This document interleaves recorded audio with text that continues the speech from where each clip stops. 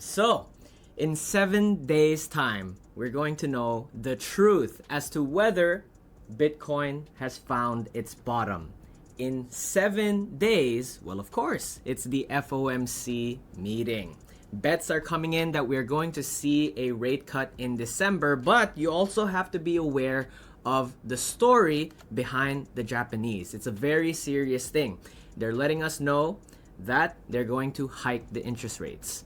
And wherever you're witnessing to the upside, please just make sure you're taking something off the table, because fundamentally, when the Japanese increase their interest rates, investors don't like it because they've borrowed off the yen. It's going to cost them more money. You've always have got to ask yourself this: why would someone borrow money to buy an asset? Okay, always the back of your mind. You have the US story, you have the Japanese story. Fundamentals, very important right now. It's not just TA anymore, but also fundamentals. And we're here to make sure you guys are aware of the latest events. So if you don't want to miss out, if you don't have time to tune into the live stream, that's okay. Come to our Discord, Box Trading. We're going to be updating you guys on the macro news, the macro events. Any trades that we're going to be posting, we'll be doing it here on Discord. All right? And as of now, we're very close to getting 100 members. Make sure you get in fast because we're going to be capping the OG roll after 100 people. Okay, so what's going on with the market? Japanese bonds gain a solid 10-year sale. Demand brings relief. Very recently with the Bank of Japan, they saw pretty good demand. They gave out an auction, right? And the Bank of Japan turned around, or the government of Japan said, hey guys, listen, we know that the yields right now are at nearly 1.9%. That's where we are. These are very lucrative areas for investors to pick up on, but you also have to be aware, how do global investors perceive this news? The press release from the Japanese, how are they going to be talking about this? You just need to remember the word yield. Okay, that's all they care about. These boomers, they only care about yield. They don't care about moon cycles. Well, maybe they do, but they don't care about the 4-year cycle. They don't care about whales. They don't care about rainbow charts. All of the conventional indicators that everyone, us, right, we rely on, they're not interested in them. They just want yield. And if they're not interested in yield, then we would never have any outflows happening on the Bitcoin ETF. When you realize that, if the ETF was just going to continue go up and up and up in balance and there was no selling, then you would be safe in the knowledge that Wall Street is embracing the idea of diamond hands. But as of now, we're not seeing that, right? We're seeing irregular inflows, but also at the same time outflows from the ETF side. Wall Street is not embracing the idea of Bitcoin is a hedge against inflation. We do, but not them, okay? For the time being, we have to cater to them. We have to play with their move because they are driving the volume in the markets right now. Let's dive in a bit deeper in this Japanese story. Their bond auction grabbed a lot of people's attention very recently. But this is the clue, because what happens when your interest rates are increased, you get yield. And if the yield is going up in this nation in terms of buying the bond, what are you going to do? I think you're going to buy the bond, and that means I have to sell my dollars and convert it into yen. Okay, now predominantly most of Japanese bonds are owned by foreign investors. And who are the foreign investors? Well, they're Americans, or at least they're using US dollars. So you can appreciate that when the yields of the yen go up, the yields on the dollars are not lucrative anymore. And given that we're going to see a reduction in the yields on the dollar, because in 7 days' time, it's very likely we're going to get a rate cut. Bets are coming in now at 87%. We know that the rate cut is happening and all. What you're seeing right now across the board with crypto is what? It's the expectation of the rate cut, because they've given us the idea that the Bank of Japan are going to be hawkish. They're going to be raising interest rates, right?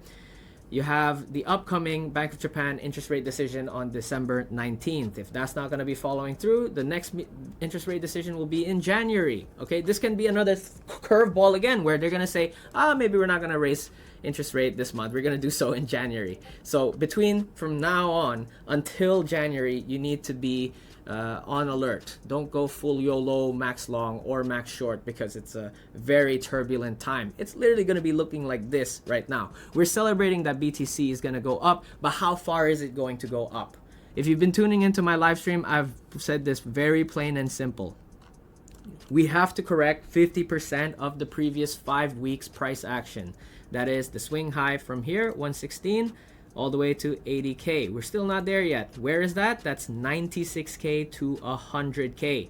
Right now, what we're seeing is the pump into FOMC. Is it a coincidence that all of the dump happened in Asia session, but the pump happened in New York session, right? This is New York session. This one was Asia session, okay?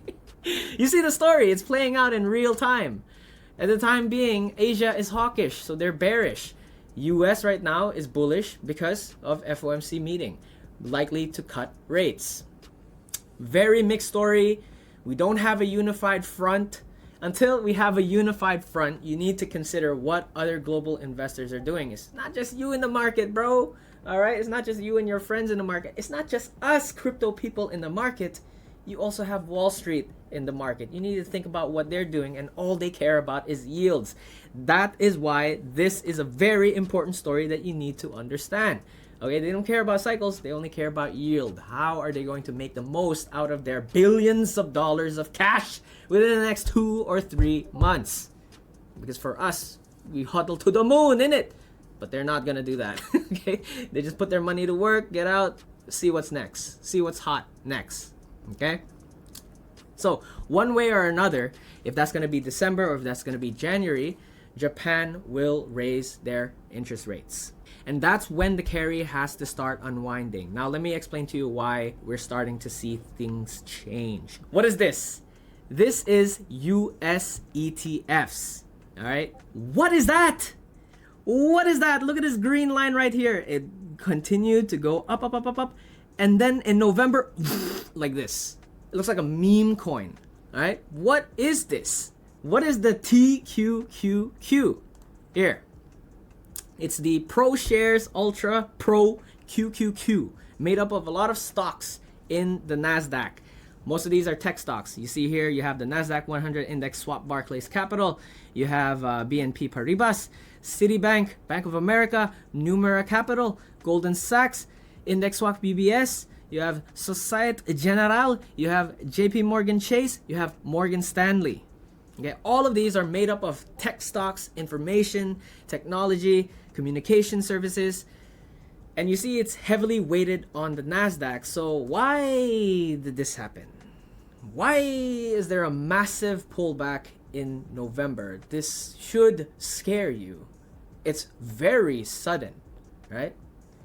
The question is this: if money is leaving the ETF money markets, shouldn't it be going into the stock market? Because that's what we want, right? ETF marketplace has around $7 trillion sat in there, with investors scratching their heads saying, where can I put my money into risk? It doesn't look like they're going into risk, right? Because they're going into the yen. So, with all of that being said, what does this mean for BTC? Okay, BTC. I'll say it again. I think we're going to continue to see a pump up towards here. Just looking at technicals, we need to correct 50% of this move. We've never got a correction of that. You can say this is the double bottom. Yeah, we're going to pump.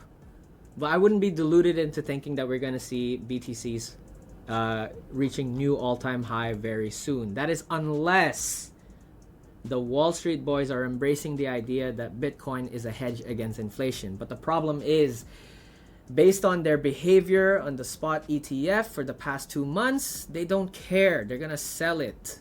All right. But if they suddenly switch up, and this can happen very fast. What if suddenly tomorrow they're starting to recognize that, maybe Bitcoin is a hedge against inflation. Let's start buying Bitcoin. It's going to be very violent. It's going to be very violent. But for the time being, if you look at the data, you look at the outflow, it's also value as well. For ETH, net outflow for ETH is $1.4 billion as of November. Isn't this in line with the ProShares QQQ slumping like this, right? They don't know where to put their money for risk on assets, so they're moving to safe havens for now. So any pump you see in the market right now, take some profits. Try not to hold until all-time high. This is not financial advice, but that's how I'm approaching it right now if I were holding Bitcoin, okay? Now, realistically, I'm still holding alts from from when they were here, and now they're here. So I don't really have much of a say on that. But if I were playing big money, if I were a fund trading Bitcoin, that's how I would approach it. Cautiously optimistic. The pump can extend towards here, 196, up until FOMC meeting. And historically speaking, after FOMC is done, right, the moment that they say that they're going to cut rates, you'll see that big spike up, but not much follow through in the next few hours, extending to the next week, right? And what's going to happen in the next week after FOMC is the Bank of Japan interest rate decision. Okay, so I think maybe leading on, that's what I'm thinking. I'm thinking here, maybe we're probably going to continue to grind up, okay? And then December 10th, right? December 10th, in 7 days, yeah? In 7 days, you'll see violent movement, potentially like this, all right? But then the next day, maybe December 11, December 12, you'll see no follow through from the buyers. And then the tension will really start building up, leading towards Bank of Japan interest rate decision. So from December 11 to December 19, I'm expecting BTC to decline, potentially gradually. I'm being realistic here. I think gradually decline if there's no buyers from demand. If the Wall Street people are not stepping in to buy more Bitcoin on ETF, this is what I'm expecting. Okay, but if they're gonna switch up and buy it, then yeah, it's gonna continue climbing up. But it can be like this, okay? And what I'm really hoping for is we just range here until the next quarter, Q1, when business cycle starts kicking in, and when they announce the news of quantitative easing coming in, yeah, Feds will start buying, right? So that's when it's gonna climb up. Isn't this all perfect? Like, it's all lined up. QT has ended, and historically speaking, in 2019, when QT ended, the market slumped and ranged for about 6 months. Here, August 2019, here, they ended QT here. And using this as a reference point, if there's no stepping in from the big boys to buy more BTC, we can expect this to be the case for the market, where it just slumps. Okay, we're gonna have to tank through this for I don't know how many months, how many weeks, but eventually this is the end game. Okay, this will be the end game, and I strongly believe that the 4-year cycle is over, so we're not going to try to time the 4-year cycle. It's inevitable that BTC right now is just going to climb up and up and up. But if we're speaking in terms of timing the market, it's going to take a very long time, because we're moving into business cycle now. This is the story that you need to pay attention to. It's about, where are these global investors rotating their money to? Are they more risk on? Are they more safe haven wise? Seems like they're more safe haven wise. They're buying up gold, they're buying up yen. And this chart right here tells you that they're yeeting. Yeet! Okay, tech stocks are out. The money fund flow for November is like slumped aggressively, violently. Alright, boys, join in on Discord. Get your OG roll fast. We're going to be moving fast. We already have big players coming in. Home Daddy is here. This is Bybit's champion, #1. He just came back from trading. He just came back from big vacation, now trading actively again. And if he's trading, you know there's going to be a big move coming. Come to Discord. This is the best time to learn from the industry's best. Okay? Chat, talk about what you want, and if we see that you're actively sharing trades, we'll set up a space for you to talk about. Okay? So my friend, Dammit Limbu, he's a very good gold trader. I taught him everything I know, but he's doing it way better in another market. Boy has 85% win rate now in trading gold. Crazy. Alright, smash the like button, subscribe to this channel. My name is Ron. Shana now.